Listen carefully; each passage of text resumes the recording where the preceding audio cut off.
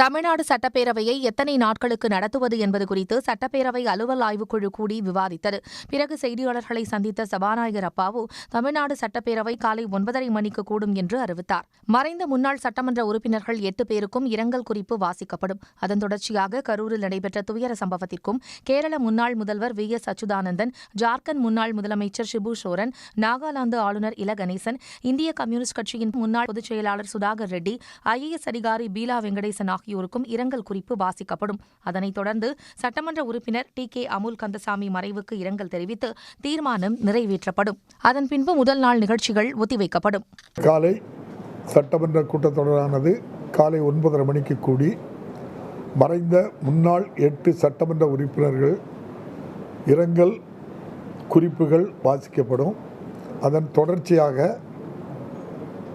கரூர் நடைபெற்ற துயர சம்பவம், திரு T.K. அமுல் கந்தசாமி சட்டமன்ற பேரவை உறுப்பினர் அவர்கள் மறைவு குறித்து இரங்கல் தீர்மானம் நிறைவேற்றப்பட்டு பேரவை நிகழ்ச்சிகள் அன்றைய தினம் ஒத்திவைக்கப்படும்.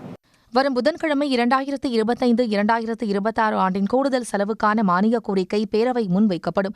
வியாழக்கிழமை அதன் மீது விவாதமும், வெள்ளிக்கிழமை விவாதத்திற்கு பதிலுரை மற்றும் வாக்கெடுப்பு நடைபெறும். முக்கிய சட்ட முன்வடிவுகளும் இக்கூட்டத்தொடரில் அறிமுகப்படுத்தப்பட்டு நிறைவேற்றப்படும். இக்கூட்டத்தொடரில் கரூர் உயிரிழப்பு, இருமல் மருந்து விவகாரம், சிறுநீரக திருட்டு உள்ளிட்ட முக்கிய பிரச்சினைகளை எழுப்ப எதிர்க்கட்சிகள் திட்டமிட்டுள்ளன.